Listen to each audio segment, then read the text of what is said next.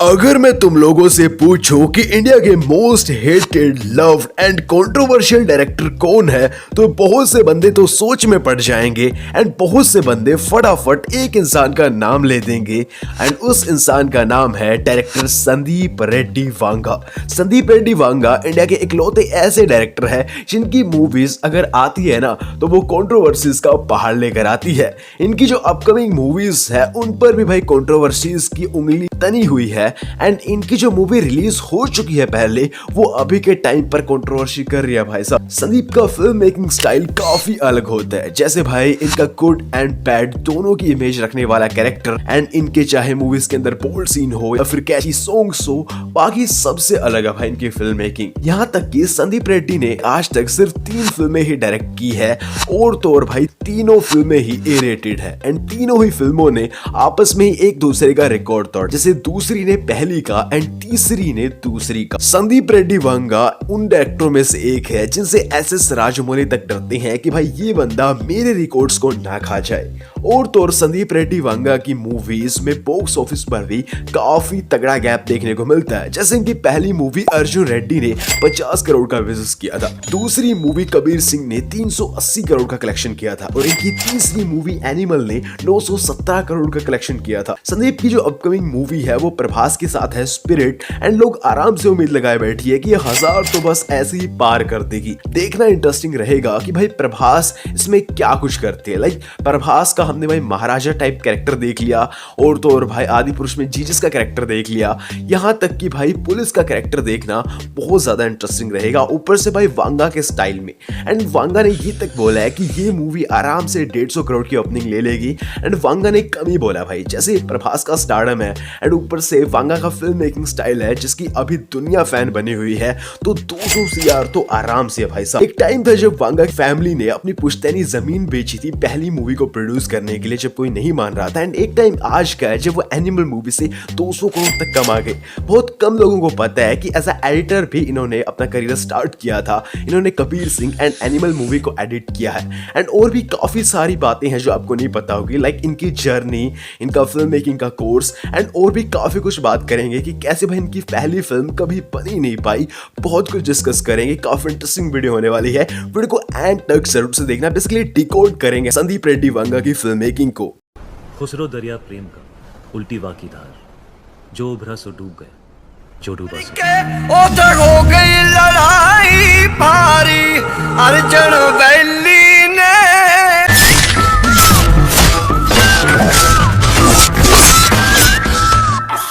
Sandeep was 80s kid and Telangana के वारंगल में इनका जन्म हुआ था एक रिच फैमिली में। बहुत ज्यादा रिच भी नहीं बट ऐसी कि भाई अच्छी खासी जमीन है एंड ऊपर से एक आध नौकरी चाकरी है, आराम से हम लोग लाइफ जी सकते हैं। बट संदीप को पहले से ही फिल्मों का शौक था एंड अपने दोस्तों के साथ वो बहुत सारी फिल्में देखा करते थे थिएटर में एंड बाद में उन पर चर्चा किया करते थे। संदीप के अंदर फिल्म मेकिंग का बहुत बड़ा जुनून था, तभी तो उन्होंने अपनी फिजियोथेरेपिस्ट पढ़ाई छोड़कर फिल्म मेकिंग का कोर्स करने की सोची एंड उस टाइम पर भी उनके घर वालों ने उन्हें फुल सपोर्ट किया था, जिससे हमें पता चलता है कि वांगा फैमिली शुरू से ही सपोर्टिव, क्योंकि ये कोर्स वांगा ने फौरन से किया था।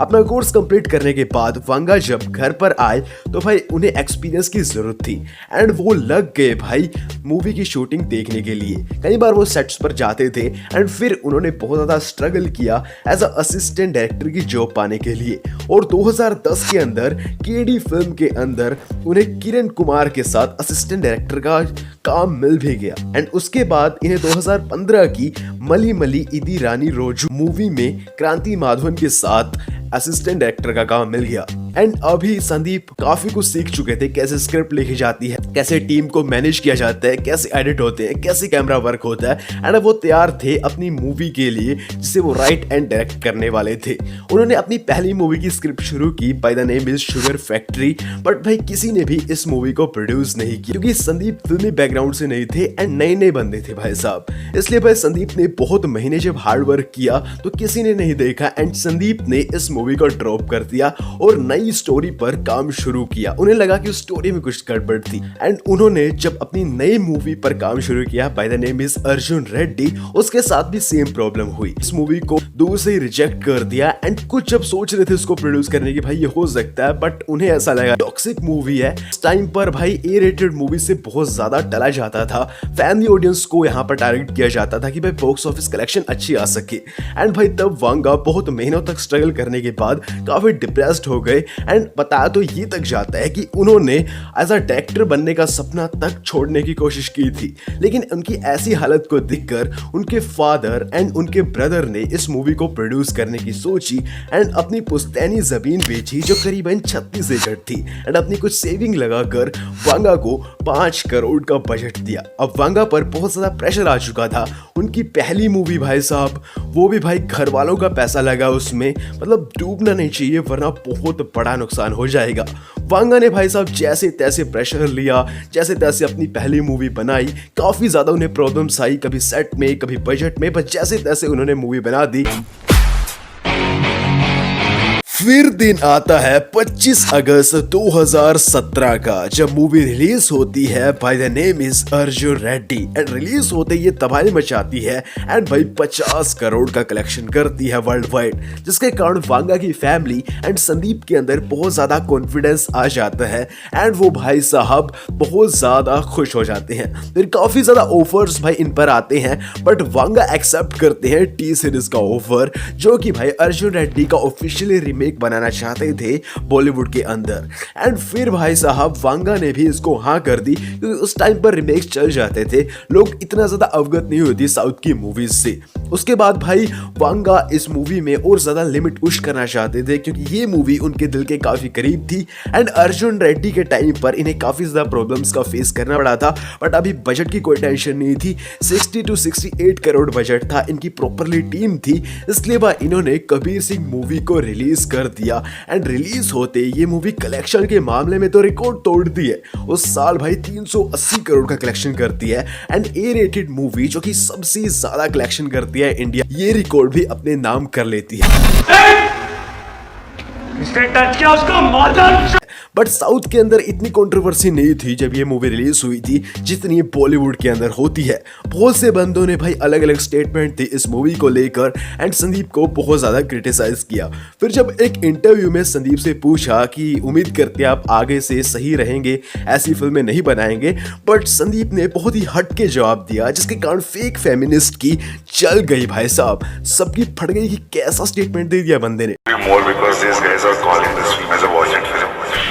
I want to tell them and show them what violent film is. बंदे ने बोला कि क्या टॉक्सिक मूवी बोल रहे हो, क्या वायलेंस मूवी बोल रहे हो, असली वायलेंस तो मैं तुम्हें अपनी अपकमिंग मूवी के अंदर दिखाऊंगा, जो कि वो दिखाते भी है। इनकी अपकमिंग मूवी काफी ज्यादा चर्चे में आ गई थी जब इन्होंने अनाउंसमेंट किया था एनिमल का एंड भाई ऐसे स्टेटमेंट्स के कारण तो भाई लोग बौखला गए थे कि क्या ही दिखाएगा ये बंदा। दिन आता है 1 दिसंबर 2023 का जब रिलीज होती है एनिमल मूवी और ये मूवी इस साल को यादगार भी बनाने वाली थी।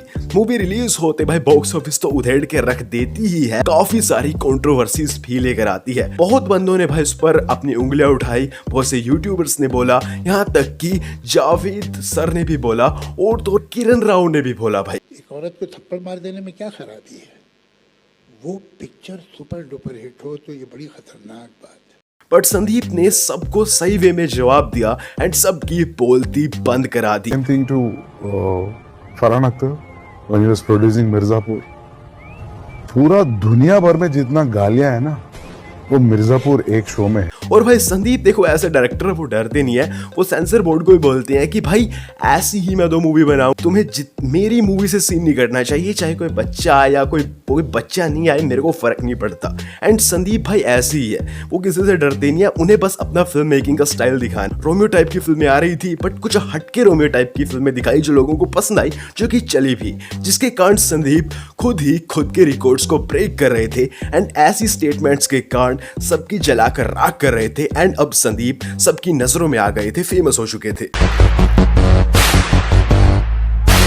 अब थोड़ी सी चर्चा कर लेते हैं वांगा के फिल्म मेकिंग स्टाइल को कि कैसे भाई इनकी एक प्रॉपरली ऑडियंस बनी हुई है इनकी मूवीज की एंड वो कैसे धीरे धीरे बड़ी होती जा रही है। ऐसा क्या इनकी फिल्मों में जो कि भाई लोग इतने कॉन्फिडेंट है कि वो हिट तो होगी ही।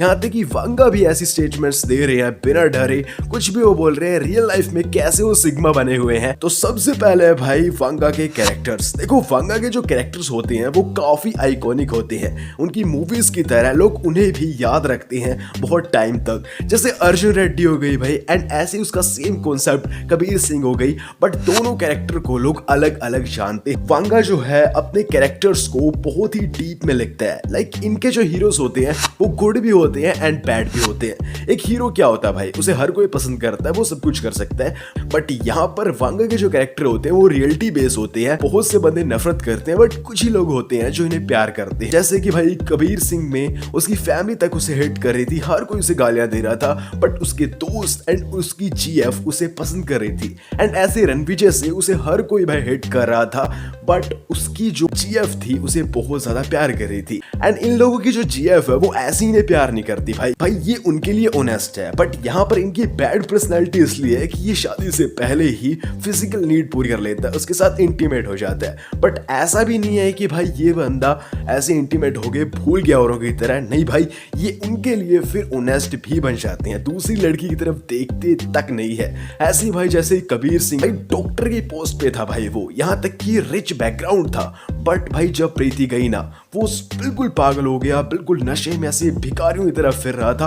वो भूल गया हजारों लड़की आ सकती है उसकी जिंदगी में, बट नहीं भाई उसे प्रीति ही चाहिए एंड वो फिर भाई प्रीति को लेकर ही हटा। ऐसे ही भाई रणविजय भाई कितनी बड़ी दौलत थी, कितना बड़ा स्टारडम था, बट सब कुछ छोड़ दिया अपनी गर्लफ्रेंड के लिए एंड विदेश में ऐसा नॉर्मल बंदे की तरह काम कर रहा था एंड उसकी प्रेगनेंसी के टाइम पर कितनी ज्यादा मदद कर रहा था उसकी। तो ये इनका ऐसा गुड प्रोफाइल हो गई। एंड भाई और भी बहुत सारे पॉइंट्स हैं। ये जो कैरेक्टर्स होते हैं इनके लिए अपनी फैमिली भी बहुत ज्यादा इंपॉर्टेंट होती है, अपनी फैमिली के लिए कुछ भी कर सकते हैं। जैसे भाई कबीर नशे में पड़ा था, पागलों की तरह था, बट इसे पता चला इसकी दादी मर गई, कैसे भाई सब कुछ भूल कर आ गया एंड नॉर्मल हो गया। ऐसे भाई रणविजय सालों से भाई घर से बाहर था, बट जब पता चला कि इसके फादर को गोली लग गई, भाई पैसों के लिए नहीं आया बट इसके फादर के लिए आया एंड अपने दुश्मन को ढूंढा और उसे खत्म करके ही माना, पागलों की तरह लग गया भाई साहब।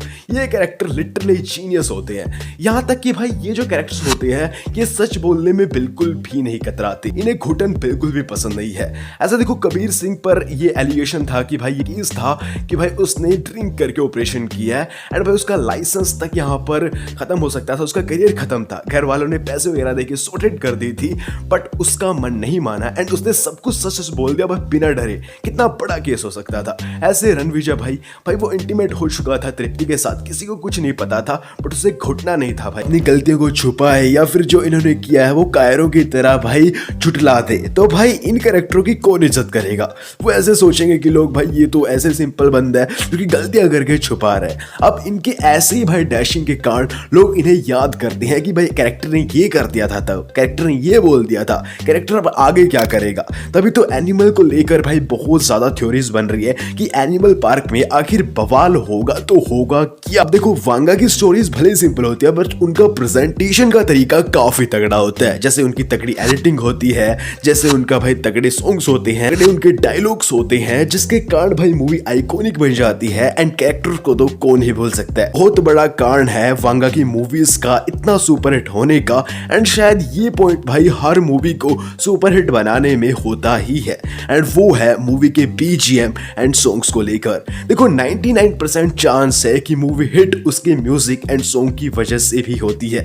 जैसे कि भाई आप रिसेंट का एग्जांपल देख लो देवरा, जहां पर लोगों ने डायरेक्टर को बहुत गालियां दी कि स्टोरी कैसी थी, वीएफएक्स कैसी थी, बट लोगों ने गाने की काफी ज्यादा तारीफ की जो कि अनिरुद्ध ने दिया था। ऐसे ही भाई थलपति विजय की बीस्ट मूवी, जहां पर लोग बोल रहे थे कि लोग इंटरवल में उठकर भाग जाते, मूवी ऐसी थी, वो तो अनिरुद्ध के म्यूजिक ने बचा लिया। ऐसे ही भाई आदिपुरुष के वीएफएक्स ने हमें पागल कर दिया और अजय अतुल के म्यूजिक ने हमें मंत्रमुग्ध कर दिया। तो म्यूजिक बहुत इंपॉर्टेंट होता है एंड वांगा ये बात बहुत पहले से समझे हुए हैं, तभी तो अपने मूवीज के म्यूजिक बहुत ज्यादा कैची एंड बहुत ही पावरफुल रखता है, जो कि भाई पहले ही रिलीज होकर मूवी का बहुत ही बड़े लेवल पर प्रमोशन कर देते हैं। हैं एंड इनके बीजीएम भी बहुत ही फाड़ू होते हैं। जैसे कि तुम ये बीजीएम सुनो, ये बीजीएम सुनते ही तुम्हें भाई कबीर सिंह की इमेज आ जाती है, बुलेट पे बैठे हैं, गुस्से में है भाई। ये म्यूजिक सुनते ही तुम्हें अबरार दिखने लग जाता है, और ये म्यूजिक सुनो, म्यूजिक सुनते ही भाई तुम्हें रणविजय सुनाई दिखता है, वही अपने भाई ब्लू कोट के अंदर। तो भाई ये जो म्यूजिक होते हैं ना, ये साउंड हमें भूलने नहीं देते कैरेक्टर्स को, सालों साल तक भाई हमें याद रहते हैं, जिसके कारण वो कैरेक्टर की इमेज भी हमारे दिमाग में छपी रहती है, और हर बार भाई ये करते ही है वांगा। एंड भाई कई लोगों का ये कहना भी है कि अर्जुन रेड्डी को लोगों ने देखा नहीं था नॉर्थ के अंदर, लेकिन अगर वो देखते भी तो भी कबीर सिंह हिट होती, क्योंकि उसके गाने इतने बढ़िया थे। जैसे कबीर सिंह की एल्बम भाई मुझे कितना चाहने लगे हम, कैसे हुआ, बेख्यालिया सॉन्ग था कबीर सिंह का, उसको सुनकर तो ऐसा लगता है कि मेरा अभी अभी ब्रेकअप हुआ। एंड ऐसे ही एनिमल के गाने भाई सारी दुनिया जला देंगे, पहले भी मैं, सतरंगा इश्क, पापा मेरी जान और अर्जुन वैली गाने को सुनकर तो ऐसा लगता है कि हम ही एनिमल बन जाए। ये सॉन्ग्स बहुत ज्यादा वायरल होते हैं, इन पे बहुत ज्यादा रील्स बनती है, जिसके कारण बहुत टाइम तक इन लोगों को याद रहते हैं एंड मूवी का प्रमोशन करते ही रहते हैं। एंड वांगा अपनी मूवीज के अंदर ऐसी तगड़े यहाँ पर म्यूजिक लेते हैं। अब देखो ऐसे तो बहुत से पॉइंट्स है जिन्हें अगर मैं गिनवाने बैठा तो वीडियो काफी ज्यादा लंबी हो जाएगी, जो कि वांगा के फिल्म मेकिंग को लेकर है, बट ये कुछ मेन पॉइंट्स है जिनकी वजह से वांगा इतनी आगे पहुंची। Film and with the length of 3 hours। ए तू क्वेश्चन पूछा सुन रहा नहीं? एंड एक्चुअली में बहुत ज़्यादा डाउन टू अर्थ है वो अपनी मूवीज़ के लिए। जैसे कि भाई एनिमल मूवी के एंड में जो अजीज़ का कैरेक्टर था उसकी डबिंग उन्होंने की थी, जो कि बहुत ज़्यादा प्रोफेशनल लग रही थी, जिससे हमें पता चलता है कि वो कितने सालों से स्ट्रगल कर रहे हैं अपनी मूवीज़ को लेकर, तो वो पूरा डिजर्व करते हैं। एंड एनिमल मूवी का जो बीजीएम था उसमें जो सीटियाँ बज रही थी वो तक संदीप रेड्डी वांगा ने बजाई थी।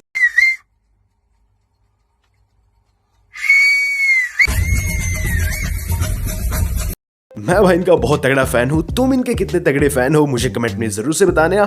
आज के लिए बस इतना ही, उम्मीद करता हूं तुमको वीडियो पसंद आई है। भाई काफी ज्यादा मेहनत लगी है स्क्रिप्ट में, एडिट में, तो हाँ भाई प्लीज लाइक शेयर सब्सक्राइब जरूर से कर देना। एंड अगली वीडियो किस टॉपिक पर होनी चाहिए वो भी मुझे कमेंट में कर देना।